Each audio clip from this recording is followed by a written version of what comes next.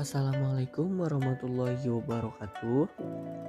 Perkenalkan, saya perwakilan dari kelompok 2 akan sedikit menjelaskan tentang manajemen perangkat input dan output. Manajemen perangkat I/O merupakan aspek perencanaan sistem operasi terluas dan kompleks karena sangat beragamnya perangkat dan aplikasinya. Beberapa fungsi manajemen I/O. Yang pertama, mengirim perintah ke perangkat I/O agar menyediakan layanan. Menangani interupsi perangkat I/O, menangani kesalahan perangkat I/O, dan menyediakan interface ke pemakai. Klasifikasi perangkat I/O. Perangkat berorientasi blok, yaitu penyimpan,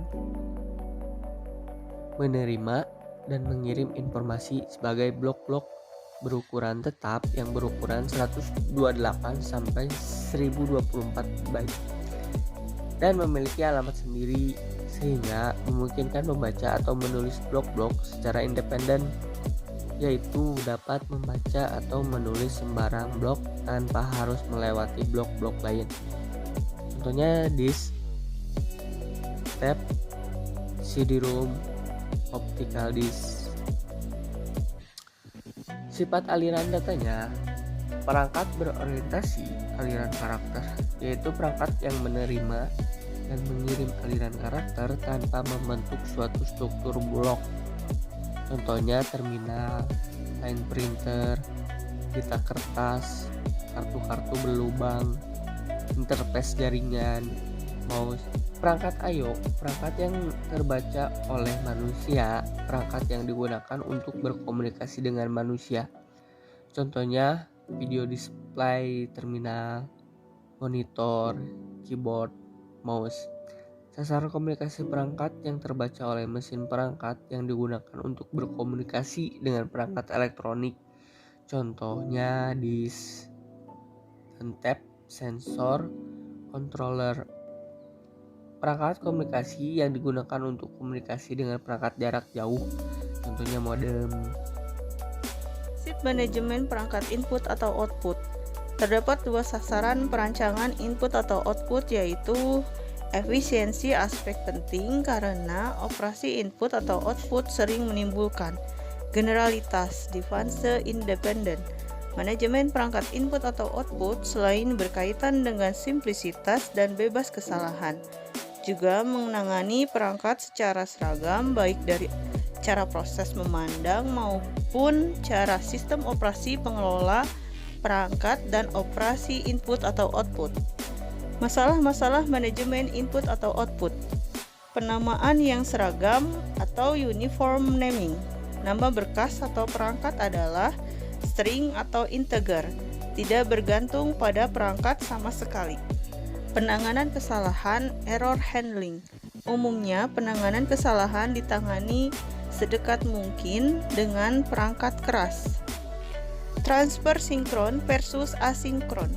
Kebanyakan input atau output adalah asinkron.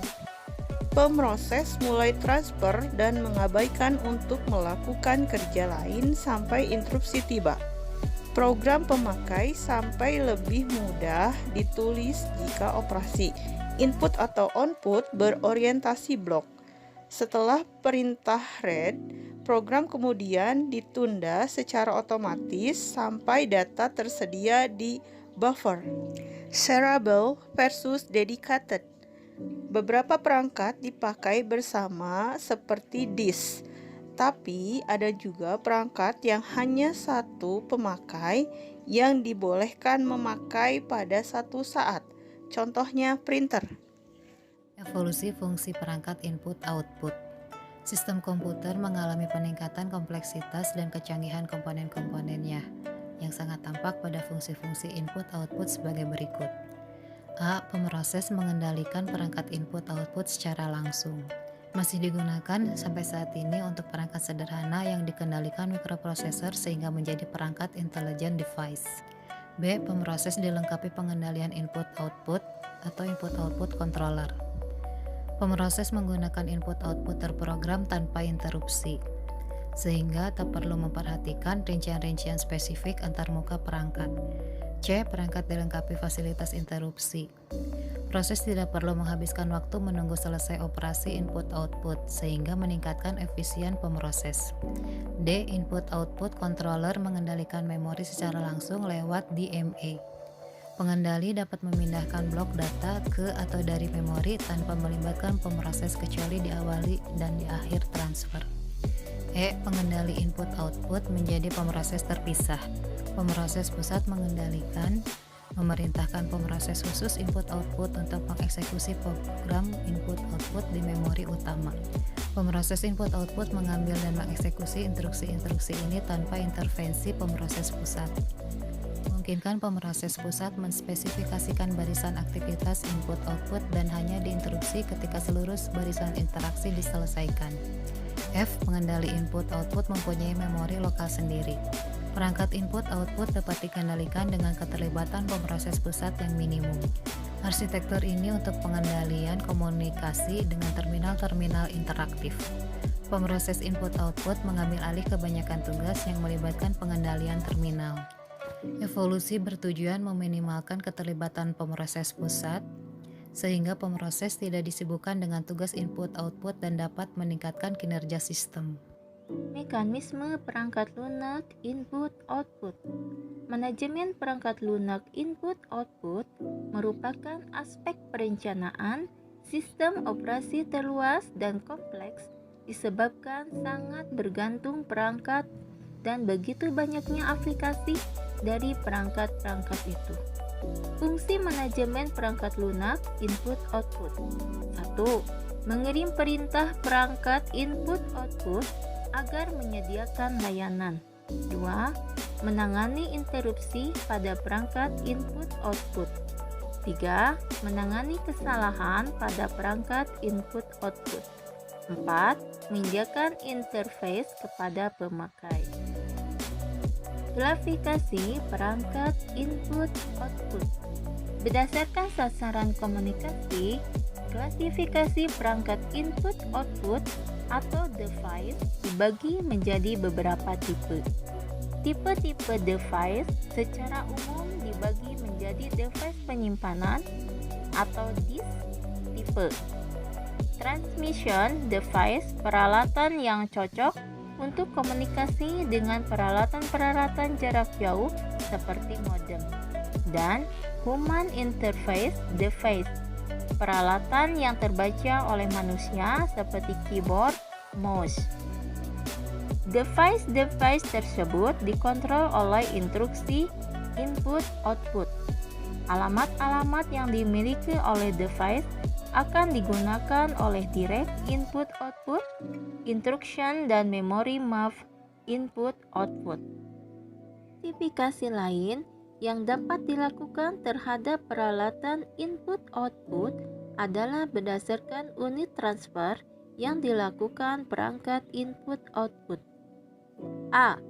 Sifat aliran datanya yang terbagi atas 1. Perangkat berorientasi blok yaitu menyimpan, menerima, dan mengirim informasi sebagai blok-blok berukuran tetap yang berukuran 128 sampai 1024 byte dan memiliki alamat tersendiri sehingga memungkinkan membaca atau menulis blok-blok secara independen, yaitu dapat membaca atau menulis sembarang blok tanpa harus melewati blok-blok lain. Contoh, disk, tab, CD-ROM, optical disk. 2. Perangkat berorientasi aliran karakter yaitu perangkat yang menerima dan mengirimkan aliran karakter tanpa membentuk suatu struktur blok. Contoh, terminal, leg printer, pita kertas, kartu-kartu berlubang, interface jaringan, dan mouse. B. Sasaran komunikasi yang terbagi atas 1. Perangkat yang terbaca oleh manusia adalah perangkat yang digunakan untuk berkomunikasi dengan manusia. Contoh, VDT, Video Display Terminal, monitor, keyboard, dan mouse. Kedua, perangkat yang terbaca oleh mesin. Perangkat yang digunakan untuk berkomunikasi dengan perangkat elektronik. Contoh, disk dan type, sensor, controller. Ketiga, perangkat komunikasi. Perangkat yang digunakan untuk komunikasi dengan perangkat jarak jauh, contoh modem. Faktor-faktor yang membedakan antara perangkat: kecepatan transmisi data atau data rate, jenis aplikasi yang digunakan, tingkat kerumitan dalam pengendalian, besarnya unit yang ditransfer, representasi atau perwujudan data, dan kondisi-kondisi kesalahan. Yang kedua, teknik pemrograman perangkat input-output. Terdapat 3 teknik yang berhubungan dengan pemrograman perangkat input-output. Berdasarkan mekanisme hubungan pemproses dengan pengendalian perangkat input-output. Yang pertama, input-output terprogram atau polling system. Yang kedua, input-output dikendalikan interupsi. Dan yang ketiga, dengan DMA atau Direct Memory Access.